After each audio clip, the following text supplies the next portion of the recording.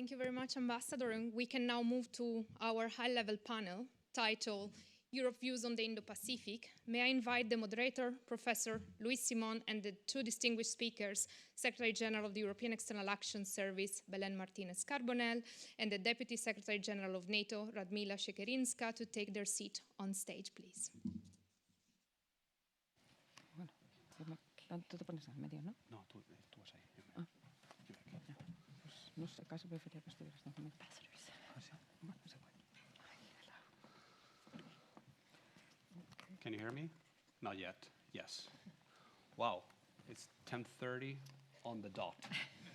This is what happens when Italians and Spaniards run the show. So.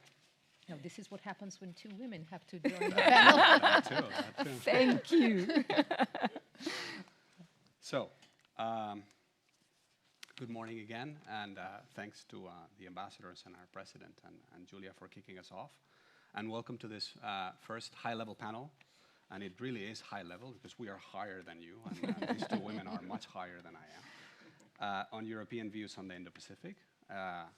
We already got quite a bit of background, I think. And the purpose of this panel is to kick us off by providing us with a better sense of how the two quintessentially Brussels institutions perceive the Indo-Pacific and their role therein, as I was saying, in a rapidly changing geopolitical, geostrategic, and political context. So to get a better sense of how the EU and NATO are thinking about the Indo-Pacific today, we could hardly ask for a better lineup.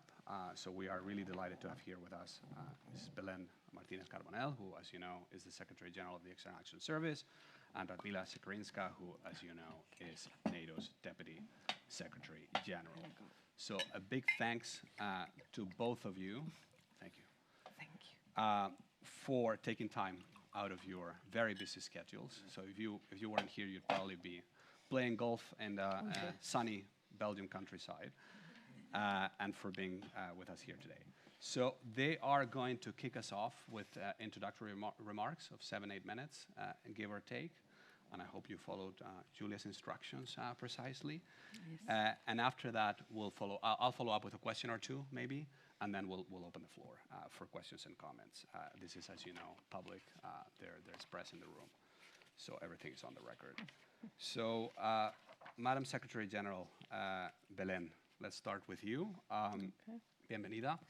It'd be great to, if you could talk to us not only about the EU's evolving approach to the Indo-Pacific, but also help us understand more broadly how that region fits into the EU's wider foreign policy agenda. Okay, muchas gracias. Thanks a lot, Luis. Radmila and I were recently at another panel where it was 3 women. So we're very happy that today you made it. Gender balance. Yes, gender balance everywhere. No, it's a pleasure to be here with you and with Radmila, and thanks so much for the organizers. I mean, Indo-Pacific in EU foreign policy, I think, is a big theme. So I will try to concentrate on some elements, and then we can deal in the Q&A. But as former Commissioner Karl de Gucht said today, the discussion is very, very timely because we're meeting today after the fourth EU Indo-Pacific Ministerial in Brussels, convened by the High Representative less than 2 weeks ago, where we had an amazing high number of participants, 70 participants of the region, more than 42 at ministerial level. And it included the EU member states, the east coast of Africa countries, Asia, Arabian Peninsula, and the Pacific. And the forum was, again, because it's not the first time, an opportunity to look jointly at the ways to tackle challenges and to assess where our priorities in the 3 big areas that we're working together stand. First, security, and in particular maritime security. Secondly, economic resilience and connectivity. And third, green and sustainability future. Driven by the shift in geopolitical and economic imperatives, what we see is an overall increasing convergence in the assessment of the key challenges, which is a first good step to have a shared understanding of what are the challenges, and a willingness to cooperate at multilateral levels, but mainly at regional levels through the ASEAN, PIF, IORA, and at bilateral level, So there are many levels on which we engage with this region, and they're all very complemented. This is, as some of you might recall, when we launched the strategy for cooperation in the Indo-Pacific in September 2021. And since then, we've gone a long way, but the world has also turned into a very different place. I don't need to recall the impact that the Russian aggression against Ukraine has had in all our lives and our geopolitical standing. And we think that the EU and Indo-Pacific theaters of conflict are now even more interconnected, including through these unfortunate circumstances. And I mean, you have heard us before, but for us, it's very symbolic the way we found North Korean soldiers in the battlefield at the EU's borders, or the Russian shadow fleet sailing across the globe and causing threats to everybody. So challenges are on the rise, whether it's climate change, weaponization of everything. We need to work together.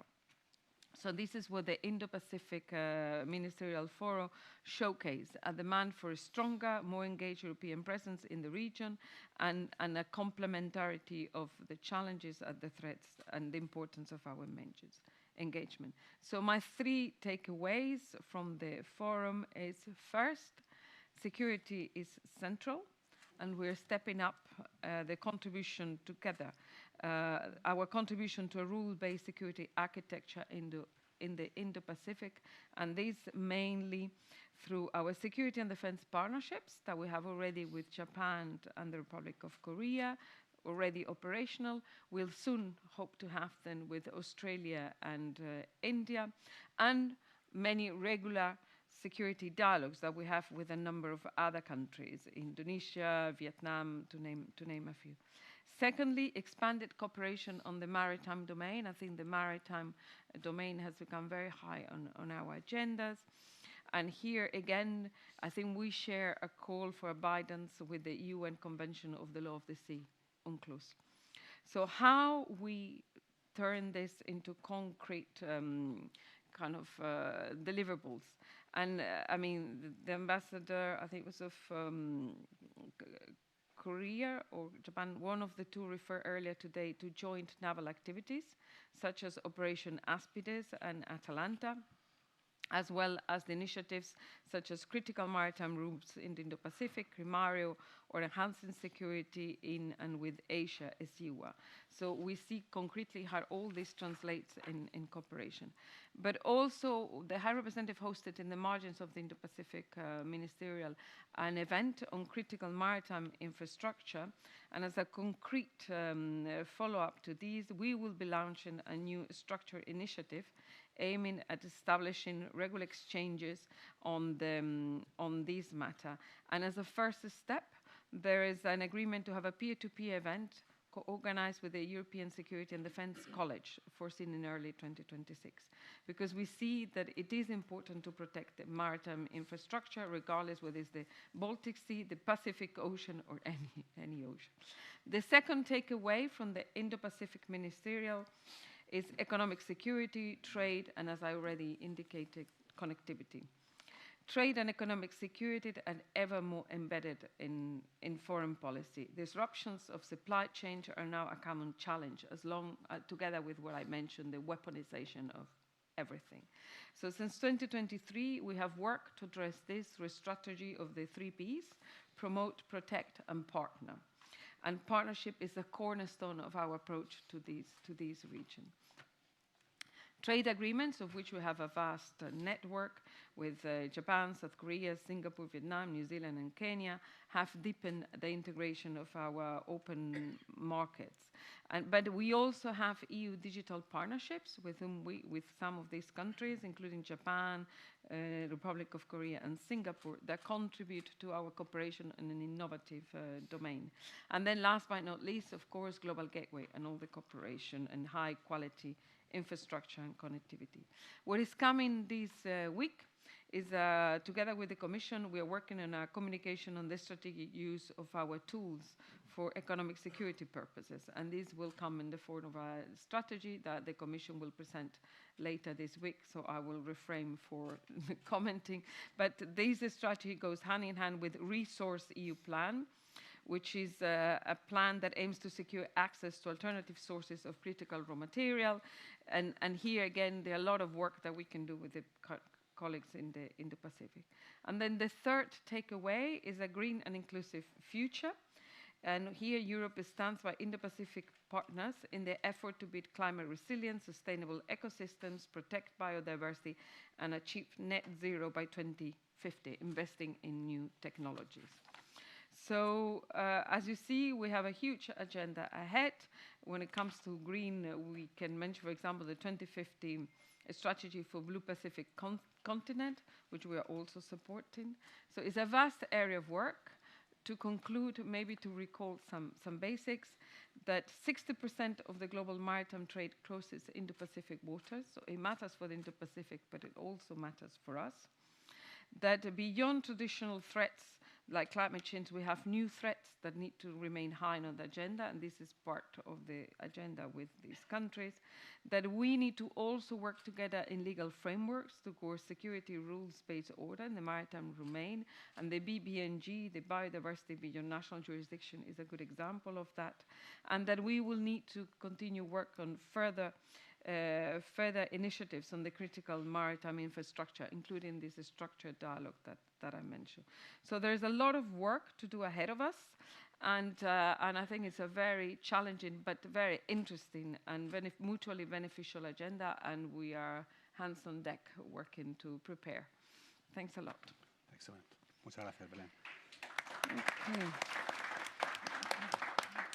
So loads of progress indeed, but loads on the to-do list as well, and I'm sure we'll come back to many of the issues that you mentioned and that were also mentioned earlier.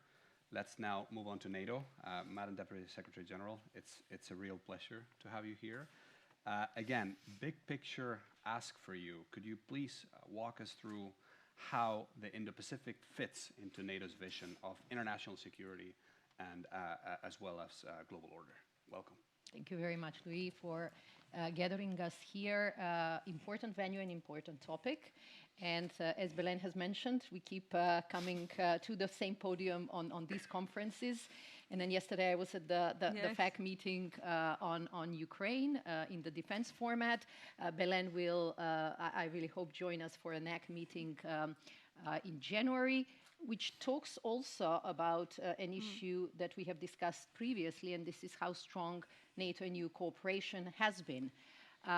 And when it comes to the questions that you have asked, as a proud European, I will come up with really a transatlantic response to this. We do believe that we have shared interest in not only continuing, but in deepening our cooperation with our 4 Indo-Pacific partners, which is Japan, Republic of Korea, and New Zealand, and Australia. And there are very clear reasons for this increased cooperation. And to go in media res, in a way, this is not because we want to extend NATO to the Indo-Pacific. Because I remember being asked this straightforward question when I was in Seoul just last month. But the reason why we believe in continuing this cooperation and deepening the cooperation is because we have friends, partners, countries in the Indo-Pacific that share the same values, that have the same expectations for global security, the same interest for global security, because these friends and partners share the same security concerns, although at a different location, because these partners have a vital role and critical capabilities to provide for this security. I mean, when you talk about industrial capacity, critical supply chains, many other capabilities, aspects of innovation, advanced technologies, emerging technologies, all these things, there is value on the table. And these 3 reasons are an issue that we constantly keep in our mind. And this was the reason why, of course, we have had participants and representatives of the Indo-Pacific partners at our 4 last NATO summits. And this is why we see an increase in our cooperation. Of course, we do talk very often about IP4, the 4 partners in the Indo-Pacific that NATO has. But in the same time, we are aware that there are distinctions and there are differences. Each of our Indo-Pacific partners is unique. They have their own specific challenges, they have valuable perspectives, and they do have some distinctive views. And we see actually the value of our partnership because everyone comes up with their strong views and strong knowledge on certain issues. If you are to dig a bit deeper into why do we believe that there is room to cooperate on the security domain, of course, one has to reflect on the security environments, both in the Euro-Atlantic and the Indo-Pacific. And as we say, we may be oceans apart, but our security of the Indo-Pacific and the Euro-Atlantic are interconnected. Yesterday, Secretary General had a phone call with the Japanese Prime Minister. She actually mentioned that our security is inseparable.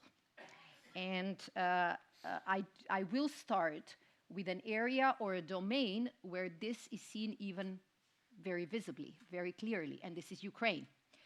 I do believe that Belén was right in pointing to the fact that we would have considered unacceptable and unthinkable just a few years ago to believe that North Korean soldiers would be seen on the borders in Europe. Was really a wake-up call for many people. So we have been seeing North Korean soldiers fighting shoulder to shoulder alongside Russian troops. We have seen Pyongyang providing millions of rounds of ammunition to the Russian troops and actually fueling Russia's illegal war against Ukraine. And maybe we should not have been naive since the start when it comes to the comprehensive strategic partnership between Russia and North Korea. Because we know that on one side they are providing the soldiers and the missiles and the ammunition, but in the same time they are gaining something from Russian know-how, from their technology, from the lessons from battlefield. All these things will affect the security in the Pacific. We have serious concerns that Moscow is supplying Pyongyang with military technology that North Korea can use to threaten their neighbors and generally destabilize the region. And we have been, from ever since I can remember, concerned about, of course, North Korean nuclear and missile programs. So I think that even if we just touch base on this issue, it is clear how the two theaters influence each other. We are also deeply concerned by China's continued support to Russia. We do see China as the decisive enabler to the Russian war machine. There is no war without this war machine. And there is no war machine without this specific supply of key enablers, dual use, however you call them. They are the ones feeding the war machine and making the continued aggression in Ukraine possible.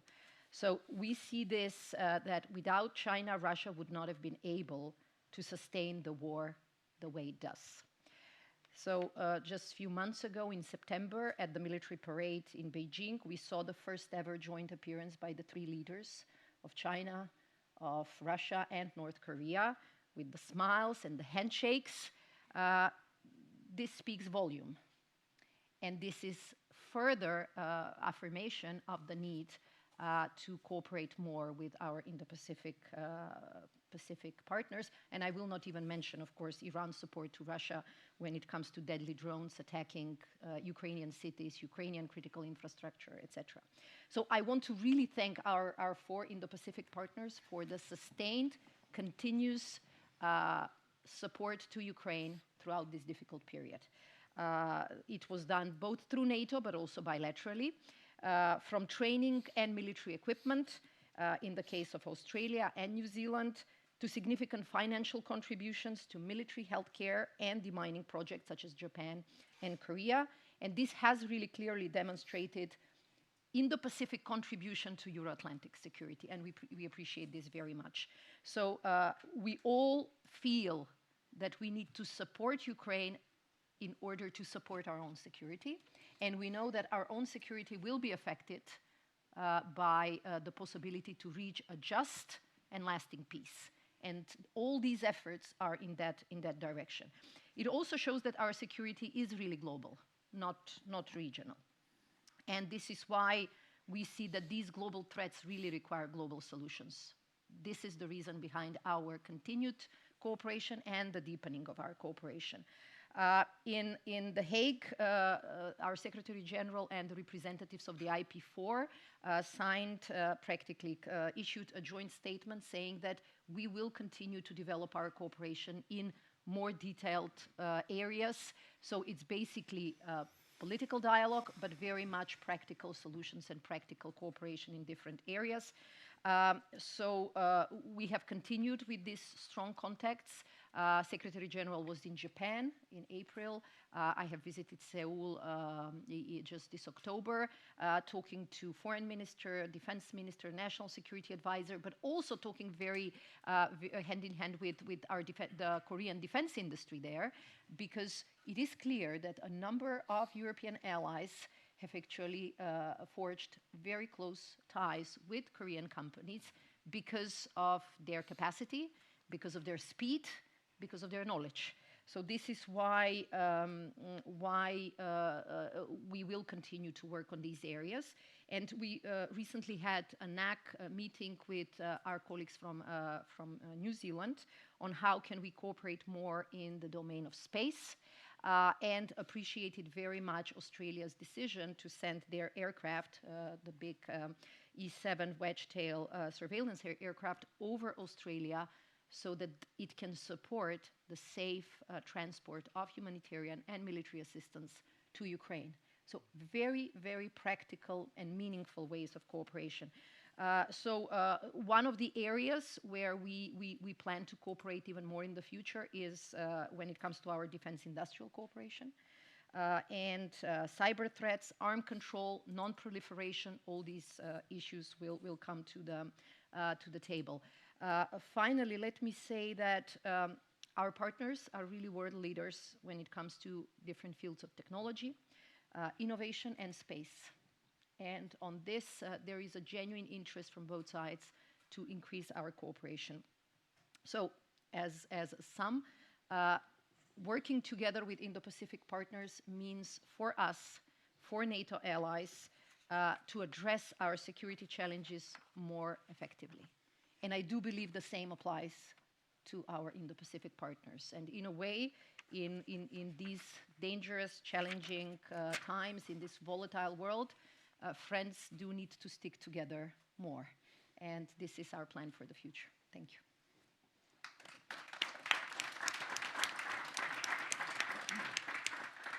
Terrific. Thank you very much, Madam Deputy Secretary General, also for zooming in on Ukraine and how the two theaters sort of come together there in multiple ways. And I liked your line, there's no war without a war machine. And the war machine is being indeed powered in the Indo-Pacific. So thank you to you both.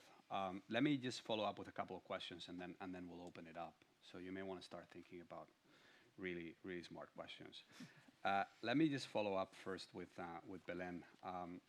So throughout the Biden years, we saw growing convergence between the United States and the EU, not only on the Indo-Pacific, but also more specifically in relation to China. There was actually growing alignment in matters of relating to foreign policy with the launch of an EU-US dialogue on China and on the Indo-Pacific, but also on trade and tech, right, with the TTC that had, it was not China-centric, but it definitely had a China component.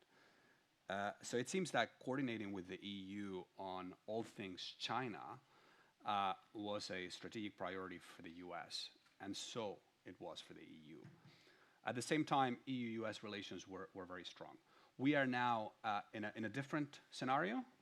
I'm not saying that the relationship is not strong, but first, the current US administration appears to be less enthusiastic about the EU in general, or prioritizing the EU less than it was the case before. Second, we also have some headwinds in the EU-US relationship in areas like trade or technology. Third, I think we have, and you can of course challenge the premise, we've seen the EU-China relationship undergo some seeming improvements. Also, it's not clear, and that was said previously, how much the current U.S. administration cares or prioritizes having EU support on China-related matters. And then to complicate things further, there's this debate about where the Trump administration stands on China and whether it cares more about an economic deal or truce than strategic competition. So I guess my questions for you, Madam Secretary General, would be how central is China today in your conversations with the current U.S. administration, and what sort of expectations does the Trump administration have on the EU when it comes to China, and how do you see the EU-US-China triangle going forward? Okay, no, thanks a lot. It is a $1 million question, and it's not for me to reply on what is the U.S. stance and Chinese stance. That's for them to spell out. But I'm happy to speak on what the EU does and what the EU think. And the way we approach this discussion, which is a very complex discussion, it's from the perspective of our own interest, values, and strategic priorities. I mean, our goal is not to mirror anybody's position. We, as the EU, have to put the EU interests first, our competitiveness, resilience, our economic security. This is what we are looking after. And this is precisely what this EU economic strategy that will come out this week will aim at, reducing critical dependence, protecting our technological edge, but also ensuring that the EU remains an open but not vulnerable market. We are implementing this security strategy, becoming more autonomous on security and defense. And as I said, there's more to come with the paper this week. But we have been working over the last years on this, and part of what we've been trying is also to bridge divisions and foster unity among member states on where we stand on US, on China, and the global EU positioning. But of course, there are areas where the challenges posed by China are shared between us and other G7 partners. And I would invite any of you to look at the G7 meetings and communiques, because there we see a lot of areas of convergence, whether it's on the way we perceive China's military build-up, or where we perceive their coercive practice in the Indo-Pacific, their non-market policies, the way they have disrupted recently the critical minerals supply, overcapacity is another area where we see convergence among G7 partners, as well as what Radmila was saying, the very clear support to Russia on aggression. So then there are, a specific example, just one, and it's not secret, and I was mentioning it earlier, is the way China has used its economic model to strain our respective economies. And there, on some issues we see very similar to the US, and the most obvious example are rare earths, but we've both been confronted a very difficult situation recently, and on things like that, there's obviously regular transatlantic communication.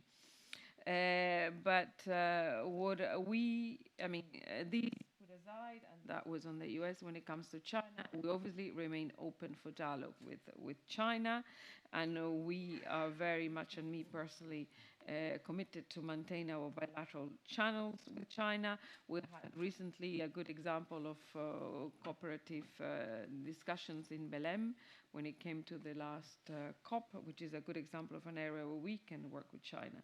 But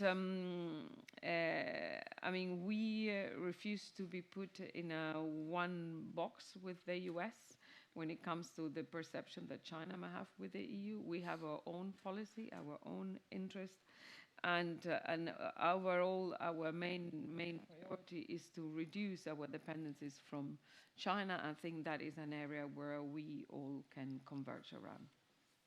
Excellent. Thanks. Excellent. Thank you. Thank you very much.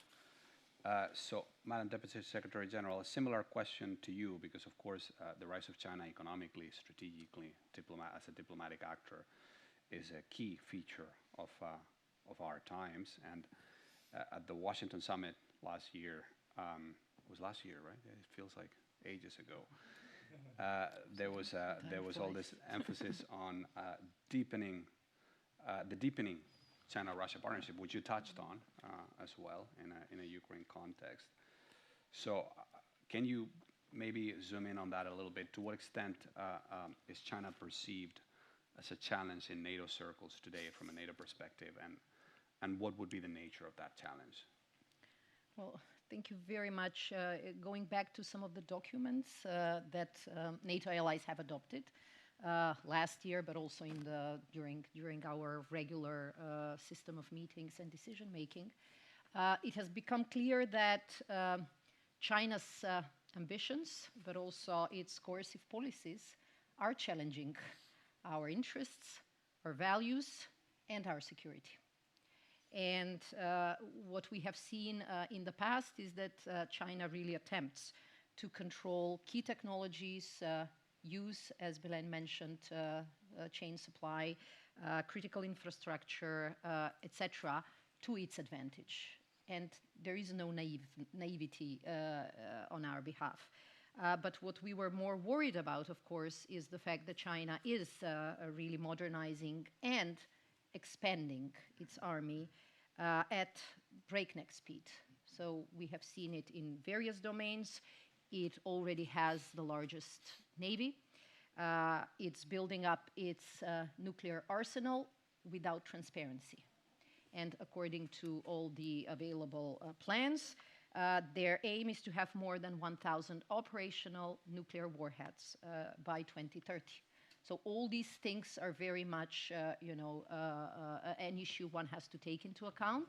And of course, we have seen, even in this period, sustained malicious cyber and hybrid activities, including disinformation that have been stemming from China and addressed at various NATO allies. I have mentioned the enabling function, and probably it should have been clear since just before the Russia attack on Ukraine, when China and Russia agreed to a no-limit partnership. And I think that this element probably worries most allies very much. The fact that China has continued its large-scale support to Russia's military-industrial base, which has become the key enabler to continued aggression. But let me be very clear. We remain open to really constructive engagement with China, especially in the domain of military transparency. We are, as I said, no naive, but we believe that especially on military transparency, the engagement is very important. But in the same time, we are boosting our situational awareness. We are focusing on enhancing our resilience, the 1.5%, very important to a large number of allies. And we are also clear-eyed about preventing Russia and China to undermine alliance unity. So these are all issues that are very, very high in our agenda. Excellent. Thank you. Thank you very much. Thank you both. That was a great opening segment. We're going to open the floor now for questions and comments. I'm going to take 3 at a time. I think there are some mics there in the back. So I'll take 3 at a time. As I said, when you take the floor, please do identify yourselves by name and affiliation. And please try to go to the point and be brief and eloquent and brilliant, and refrain from making long speeches and additional presentations. We'll then come back to the panel. I think there should be time for more than one round. I've got 2 here, Ambassador Isawa and Ambassador Ryu, and then Carl, and yes. Yeah. Good morning. Good morning. I'm the ambassador to NATO, Japanese ambassador to NATO. So I have a question to Madam Šhekerinska. And at the opening remarks, I explained the achievement since the inauguration of the independence delegation to NATO. And this is what almost overlapped what you explained.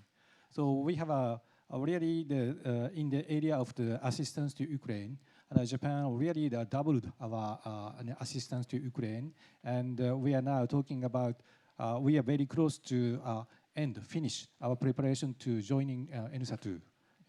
And when it comes to the industry cooperation, we just to kick off the bilateral defense industry consultation between Japan and NATO. So, and several Japanese companies already showed interest in working with European companies. So we are really very good to response from the Japanese businessmen toward the cooperation with European companies. So personally, I'm very satisfied with the outcome achievement of this year. So and right now we are very close to the end of this year. So next year, what your perspective? What do you expect for the cooperation with Japan and IP4 countries to strengthen our relation? Thank you. Thank you, Ambassador. Ambassador. Thank you so much. Your well-organized and insightful presentation was excellent. Since my colleague asked to Radmila, then my question to Secretary General. Maybe some through the welcome remarks, I mentioned some defense industrial cooperation between the European Union and the NATO, and the lots of the expectations on Korea, the defense industrial cooperation. Then as you know, it is well known to us the European Union, the safe fund for the rearm Europe and the strengthening the defense capability. And yesterday, you had agreed with the Canada, and also some failure of the UK, but Korea also, we submitted our letter of intent, and what's your kind of the current situation, and what the kind of expectation in the future? Thank you. Excellent. Thanks, Ambassador. And we have our president here, Carl. I would like to put a more practical question. One of the elephants in the room is whether or not China sooner or later will attack Taiwan. There has been written books that it will never happen by very knowledgeable persons like Mr. Rudd, for example, how to avoid it, which means that there is a big risk. If not, you would not write a whole book on it. But imagine the following happening, that China starts a blockade of Taiwan. They have to do it in the Formosa Straits or in the Taiwan Straits. And on the other hand, the Formosa Straits are crucial for maritime transport worldwide. How do you combine a possible blockade by China of Taiwan with the free passage for the rest of the world through the Formosa Straits? And if that were to happen, how is the reaction of NATO going to be? Because it would be clearly an out-of-area action. And what could be the role of the European Union and the EAS? Because we have, of course, a lot to see with maritime transport, with trade and so on. Excellent. Thanks. So we have two questions on the defense industrial space, and then one practical, simple question from our president. Yes. Let's go back. Maybe we'll stick to the original order. So, Belén, you can start, and then we'll go with the Deputy Secretary. Okay. No, the first question was on SAFE. So SAFE, as some of you know, this is a facility for EU member states. It's 150 billion loans that the EU member states can take with the support of the EU institutions with a view to deepen their industrial defense industry. For this purpose, EU member states have submitted action plans. The deadline was end of November. Those action plans have been submitted. And there was a lot of encouragement to member states to work those action plans, including those action plans, the Ukrainian component, to the extent possible, cooperate with Ukrainian industry. A different matter will be when it comes later to the procurement process that will result on the EU member states making use of SAFE. So when it comes about the countries that can have a preferential arrangement for participating in this procurement, there were 3-tier countries. There was the first was, of course, European countries, then Ukraine and the EAA countries, and then countries that have a security and defense partnership with the EU. But there's just a step. What it would require afterwards is that those countries engage in a bilateral negotiations with the European Commission. And that has what has happened with Canada. And Canada has successfully engaged in that discussion, and those negotiations are closed. Has not been the case to the UK, but that doesn't mean that the UK and other countries cannot participate in the procurement and contracts that come out of SAFE, and that the conditions, which I don't recall by heart, that are put into the SAFE regulation. So the fact that there isn't a bilateral agreement to participate doesn't mean that the cooperation is closed. And that has been something that the institutions have been saying very clearly, both us and the UK, that the fact that this preferential agreement wasn't concluded doesn't mean that the cooperation is closed. And that's what I would invite those countries that have security and defense partnerships to engage. When it comes to the blockade of Taiwan, I prefer not to elaborate on this kind of, because, you know, it's preempting things that we don't want to happen. So I just prefer to think that this is not going to happen. When it will happen, then we will need to take the relevant measures in agreement with the EU 27 member states. The menu of measures that the EU has in the toolbox, I think, is relatively known. But we will need to take into account what is the repercussion and what would be the proportional measures that we would need to take to the extent that they affect EU interests and the contestation of the multilateral order. Excellent, yeah. thanks. Well, thank you very much for the question on how do we proceed next year. And I think it is generally very much the same response on the questions that we had for the 3 priorities from the summit in The Hague. I remember, you know, we came up with increased defense spending, more defense production, and continuing support to Ukraine. And whenever people ask us, okay, but what's for next year? I do recall Secretary General's words immediately after the summit in The Hague, when he said, well, next year it will be delivery, delivery, delivery. So our goal, sometimes, you know, there is this expectation that you come up with additional new plans. Our goal is that once we make the plans, we stick to them, but we really make sure that what was promised, what we committed to, is delivered. What does it mean? In the case of Indo-Pacific, it means that we will really enhance our political dialogue, and we already see these elements, but very much progress when it comes to the practical cooperation. And we have been strong advocates, both when we talk with EU, but also when we talk to allies. First, not to create any barriers within the transatlantic industrial base, but also when talking about industrial cooperation with the Indo-Pacific. Why? Because we are pragmatic, we are practical, and we are result-oriented, which means we need the goods, the ammunition, the platforms, the capabilities as soon as possible. One of our key bottlenecks in implementing capability targets, although most of the attention went to the 5% discussions, actually the real challenge is not just to have the political commitment. It's not even to have, at the end of the year, higher budgets available for spending. It's to have quicker acquisition processes and, more importantly, available capabilities that will be delivered in foreseeable future, not in 20 years.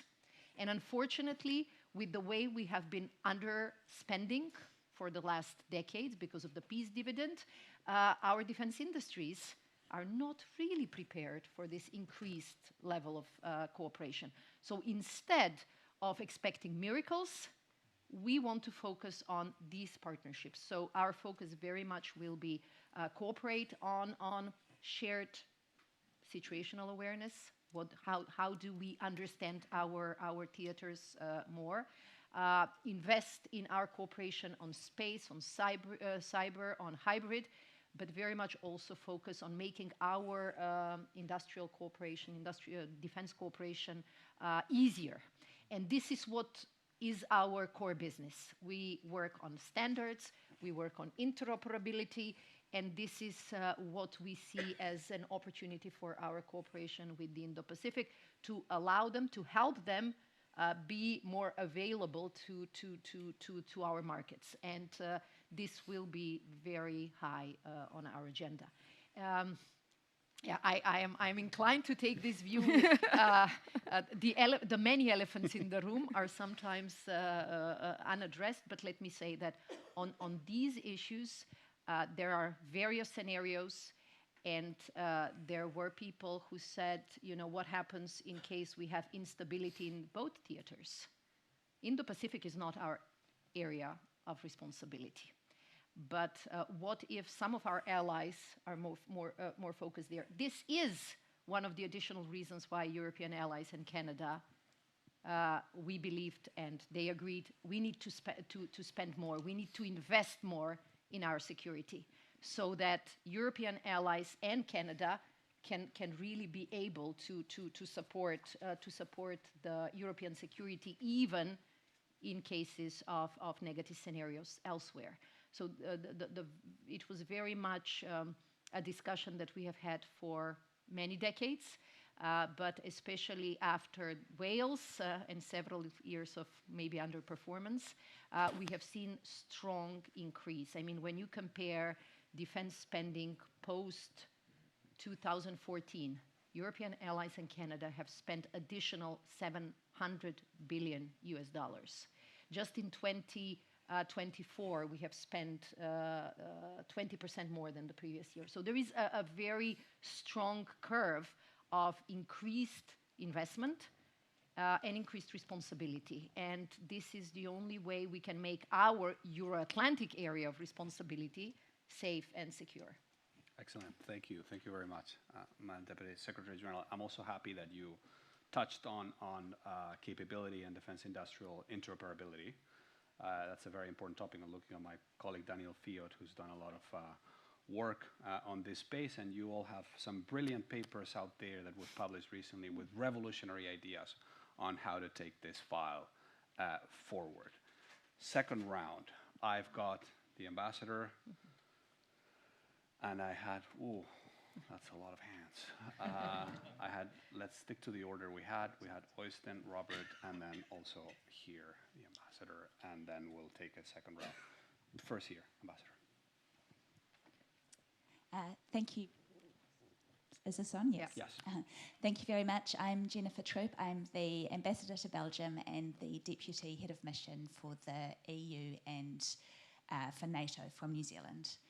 And I just wanted to say thank you to you both for your very eloquent setting out of the reasons why we're deepening the cooperation between Europe, NATO and the IP4.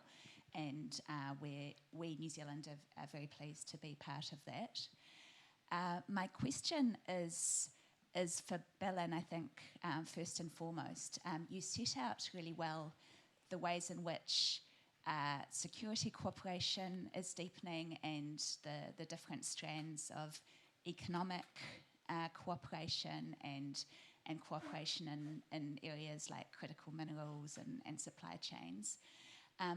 My question is around the multilateral system, which is very important to a smaller country like New Zealand and also to the Pacific Island nations that are in New Zealand's neighbourhood, and Europe, so both the EU and member states play a really important role in the multilateral system, and we're in the 80th anniversary of the UN this year, but the system is under real pressure.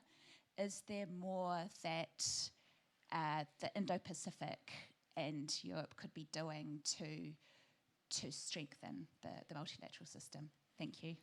Excellent. So rescuing the multilateral system, indeed a question for the EU. We've got two over there. Yes, please. Robert Strel, Center for Eastern Studies, Warsaw, and formerly NATO. Easy question, not really, on China.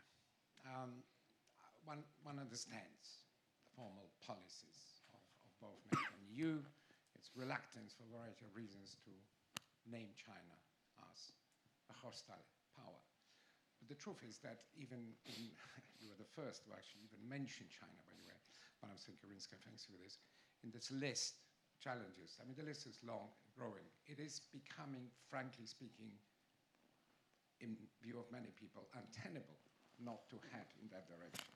Because if you don't do that, then of course there are many consequences, which all those nice slogans of resilience will just not really have attraction unless you actually confirm from the point of view of agreed policy that one considers China a hostile power, regardless of leaving the door open for dialogue, in which China is not particularly interested right now. So that's a question for you.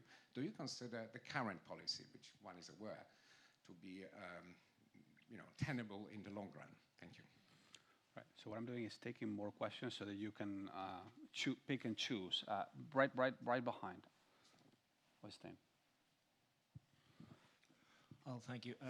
Well, I just have a question. I'm Øystein Tunstø at the Norwegian Institute for Defense Studies. It's a follow-up to Carl's question, basically, but to put you a little bit more on the spot.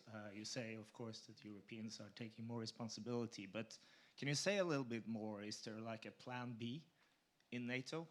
If the US is preoccupied with a conflict or a war in East Asia, how are you going to deter Russia at the same time in Europe? And what strategic capabilities, what US enablers are you sort of going to miss in that type of scenario? Thank you. Thank you. And we'll have here.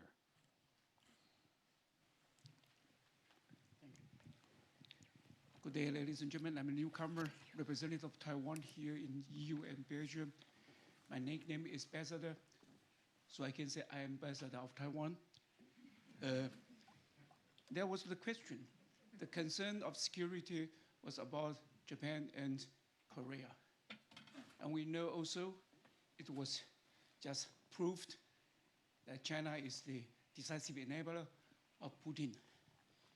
In this case, I'm not talking about Taiwan, I'm talking about the role of Taiwan securing the security of Korea and Japan. How come that for EU,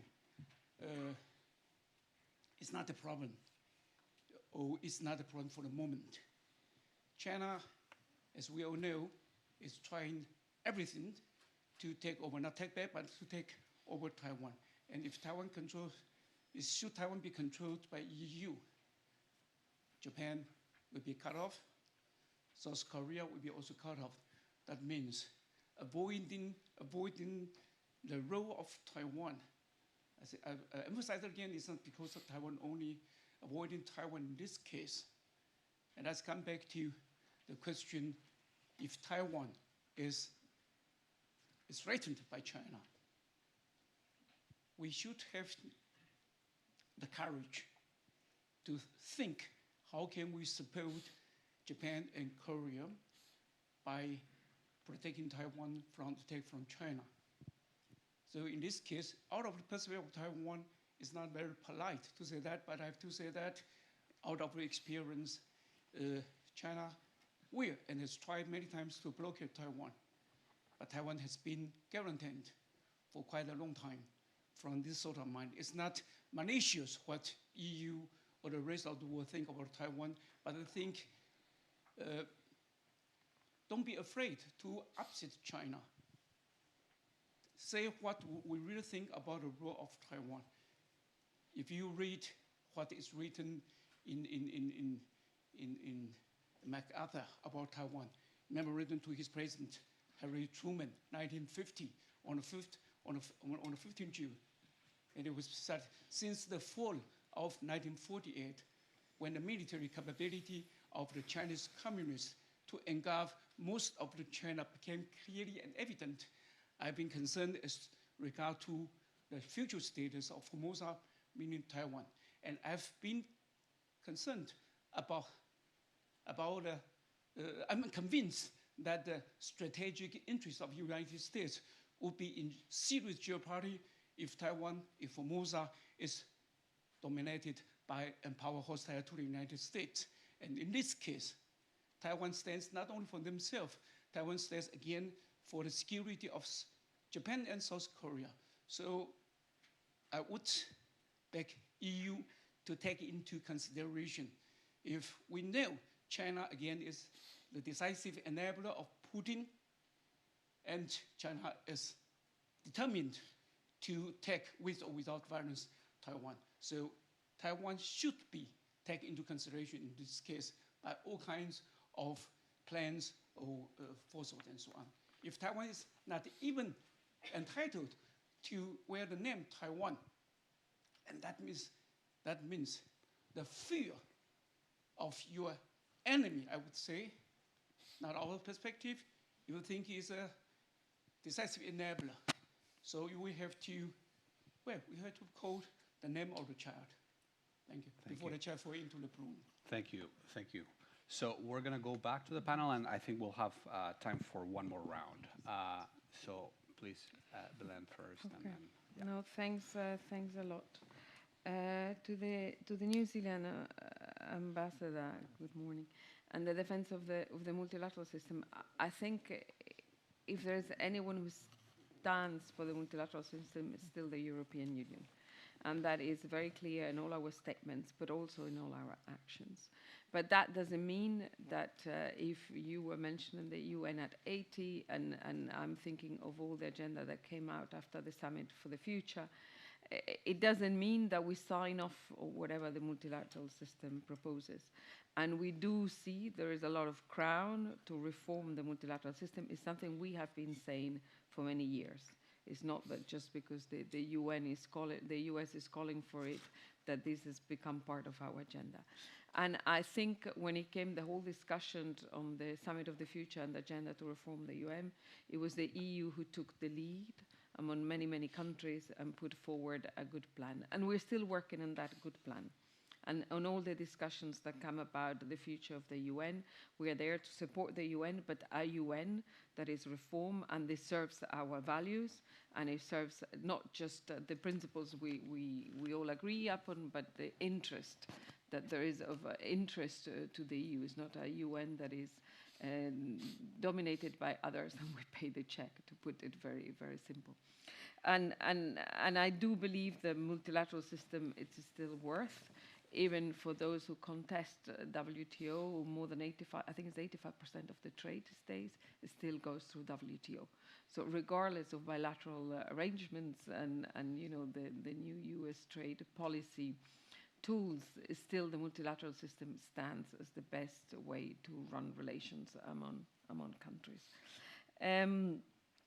When it comes about the definition of China, I don't think putting etiquettes it's what is most important. I mean, we have our three-pronged definition of China, and I think we stick by that. I think for us, the issue is about managing the relation with China, which is a very complex one, and we need to become a bit more, as I said, self-interested as well in the way we look at China, but we look also at many countries.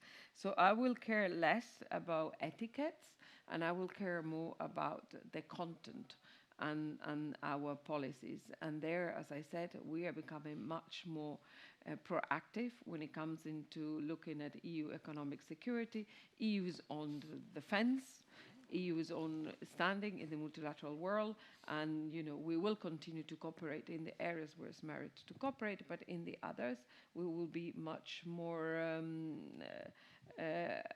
self-interest. I would put it that way. And to the representative of Taiwan, I mean, I have nothing to add. I've listened to you. I take your point, but I think I provided an answer already to the previous question. Thank you. Well, thank you very much for, let's say, different bits and pieces of the same challenging security situation.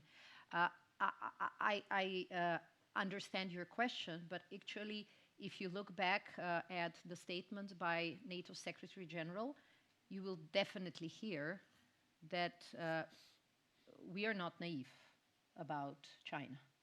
As I said, we remain committed to engagement, especially on military transparency, but we have not shied away from referring to China as the key enabler to the Russian war effort. And Secretary Rutte was very clear about this. What I believe is more important than our words is, of course, and this goes very much to the second question, is our action. I really believe that instead of turning this into a competition on who will have the most interesting and the tougher sentence, we actually have to make sure that what we are doing in our area of responsibility with regards to our defense and security matches our commitments and words. And this is very much also with regards to this question about how committed is the United States. At all of our encounters with US counterparts, with US officials, at the meetings, at the summit, there was a very clear sentence. Committed, yes, but also expecting something. The US has been clearly committed to the alliance, and they have been very clear that they want to see an alliance that will serve generations to come. I remember this sentence being mentioned several times, but also with an expectation that European allies and Canada will step up in terms of investment, in terms of spending, in terms of providing capabilities. What we have are not separate plans. As an alliance, we agree on our deterrence and defense plans. And this was agreed last year. Then we have agreed on all our capability targets. This was a bit under the shadow of the discussion on money. But as one expert has mentioned at the beginning of this year, you don't protect your security with percentages of GDP. You protect your security by having the right capabilities at the right time, with the right troops, the right training, and the appropriate readiness.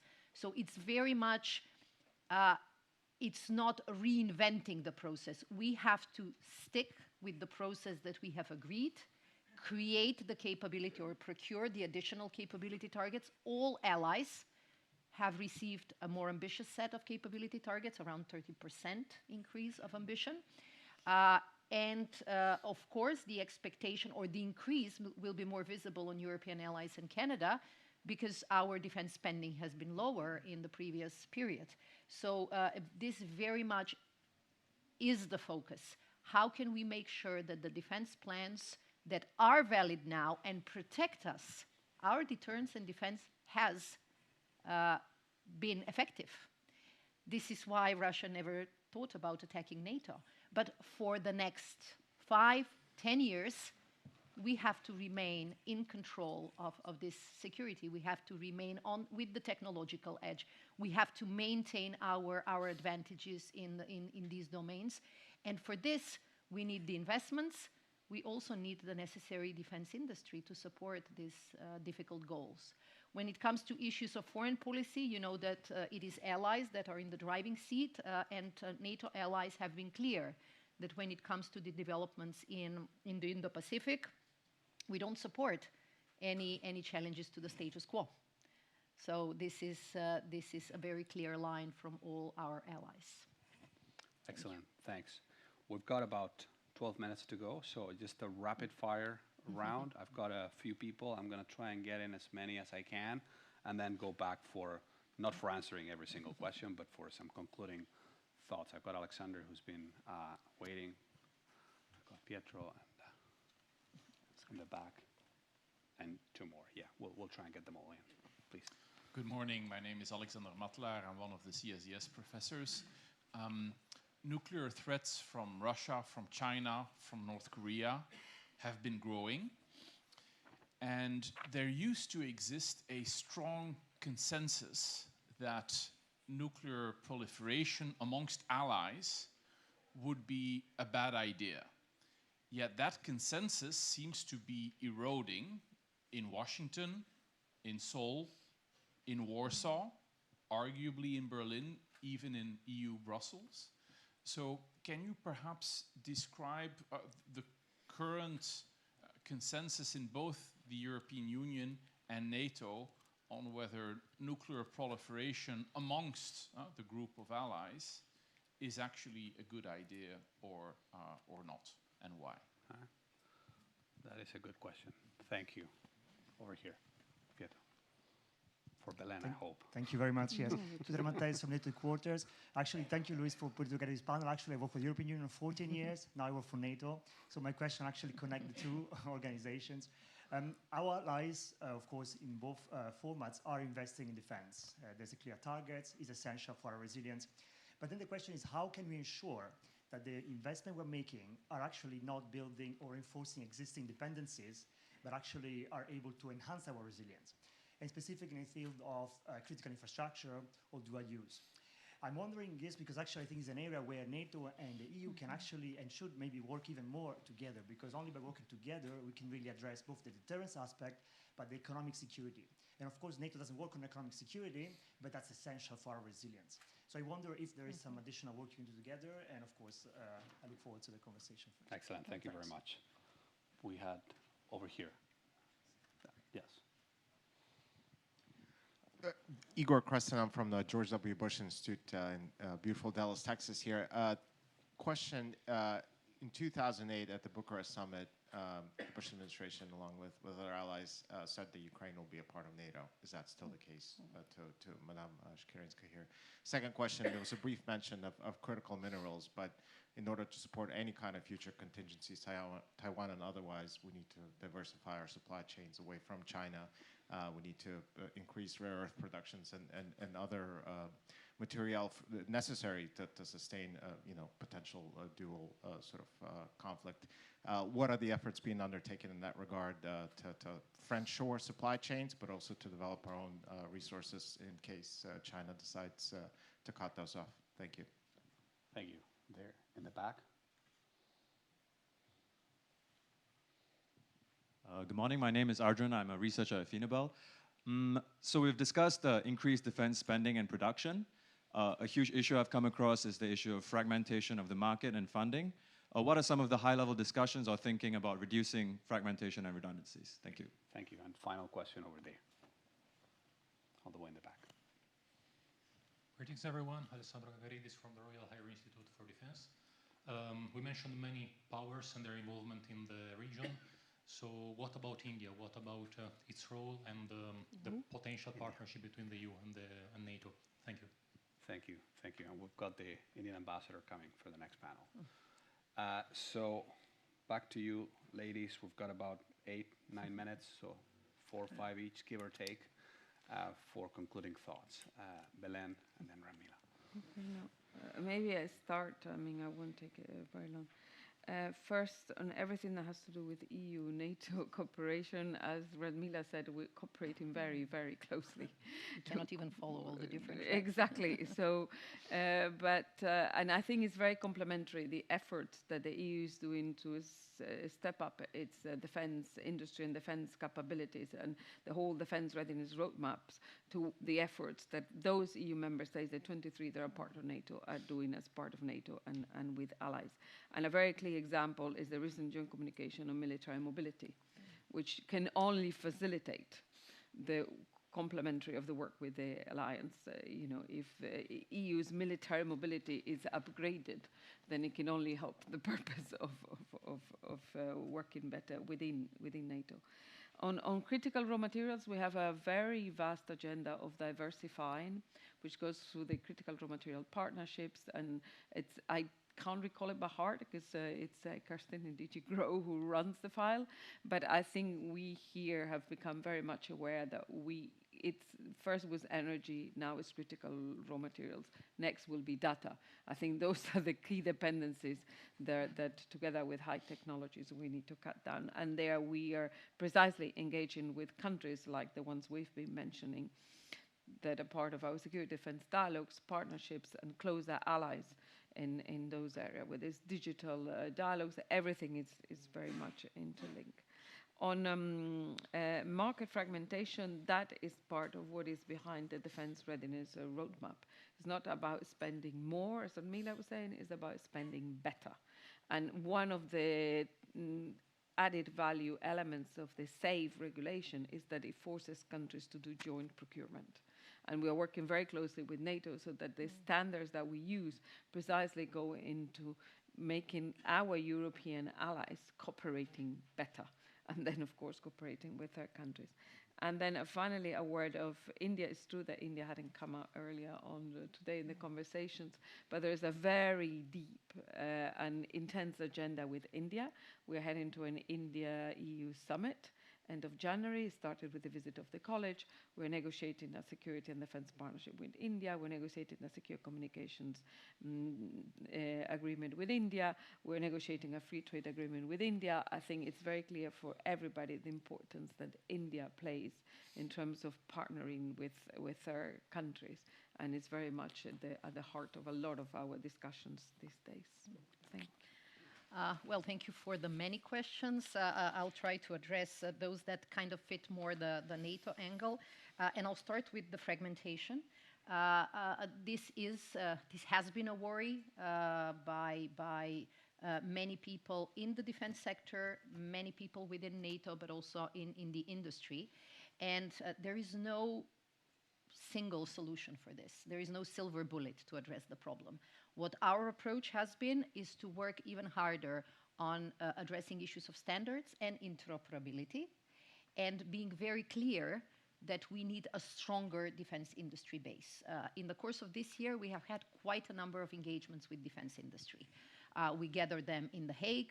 We had a big forum now in Bucharest. And the idea was actually to tell them that the demand signal is given. We have the aggregated demand on what will allies need for the future.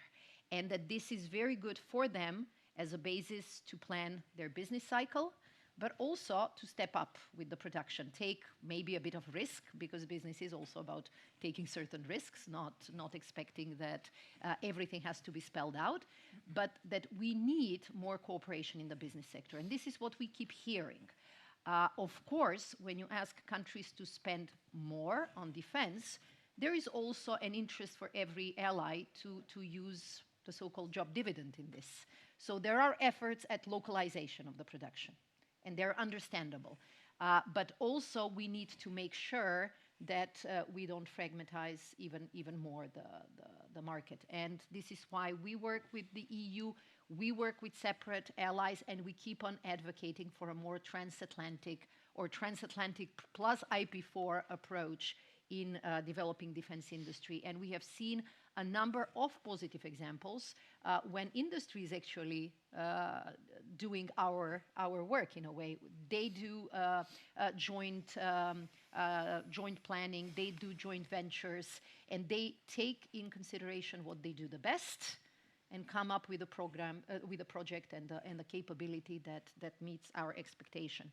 On the issue of Ukraine, yes, all our documents of NATO confirm, I remember the wording, even now, irreversible path to NATO membership. But when it comes to membership, it is a decision by the partner country and a consensus of 32 allies. And I'm saying this, and I should know this because my country was at the summit in Bucharest, with that failing to get an invitation in spite of a previous more or less consensus. And we waited for additional, how many, 16 years to membership. So it's not a straightforward sometimes process. But what we focus now is on Ukraine's urgent needs and priorities. And this is keeping Ukraine stronger, both on the battlefield and on the negotiating table. We have been supportive to peace negotiations. I was in Kiev last week. I mean, if there is someone who is really interested in peace, it's Ukrainian officials, Ukrainian citizens. The suffering, the risks for civilians and for their energy infrastructure are so grave. I see this as a reason why they are interested, realistically, very much interested in the prospects for peace. But in order to make peace last in order to make this enduring, we have to make sure that Ukraine is strong. And this is why our focus now was to support Ukrainian armed forces, to provide them with the necessary military equipment also. This is why we have appreciated IP4 countries that have decided to join not only CAP, the package for supporting Ukraine, but also in SATU.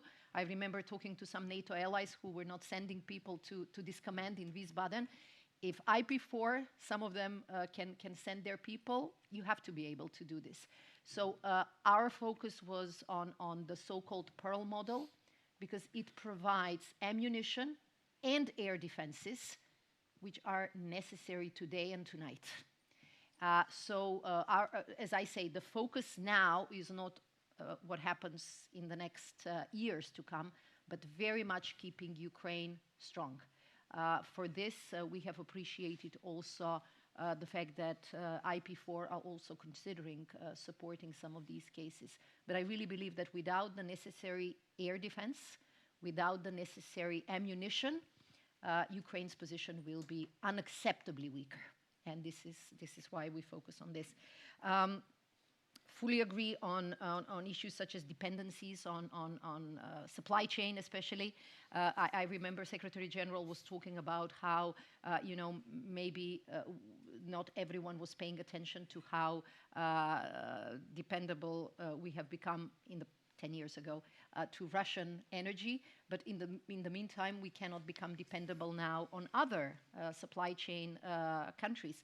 So this is very much one of the areas where we cooperate very much with the EU, but there are also other issues such as resilience, cyber, hybrid activities. We really try to focus what we do the best, which is core military capabilities, defense plans. And we actually take some of the advice and the leadership from the EU when it comes to the topics like military mobility. We will have a meeting at the end of this month focusing on what can we do better, because military mobility actually is the essence of our readiness. If we cannot move our troops quick enough, all the investment in capabilities and troops and training will not be enough, so very much. I sometimes feel like this when we have meetings with our IP4 partners online, and they're always calling us in most unacceptable hours. So we were a bit undecent with all of you, turning our backs towards this part of the hall. Sorry for this, but this is a very, very important question. And we know that there are different views about nuclear weapons. We said that as long as there are nuclear weapons, NATO will remain a nuclear alliance. And we develop our conventional forces, we develop our conventional deterrence, but we also count on our nuclear deterrence very much. And this will remain the core of our defense planning also when we do it under a nuclear format within the alliance. So thank you very much for raising this issue as well. Excellent, and thank you very much. Thanks to both of you for taking time out of your very busy schedules to be here with us, and for the terrific input. Just two takeaways from my side.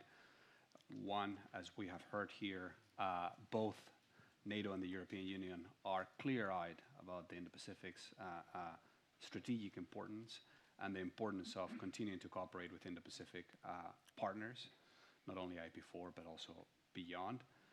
But also, I think, and most importantly, the conversation on Europe, meaning EU and NATO, Indo-Pacific cooperation has matured, has sort of grown of age. And we've moved from general platitudes towards more concrete files. Defense industry is probably at the top of the list, but also economic security. So it's very good to witness that. I think with that, I think we can now move over to the lunch. We have a lunch break in the main lobby, and we'll reconvene at 1 p.m. But please do not leave without joining me in thanking these two ladies for a wonderful time.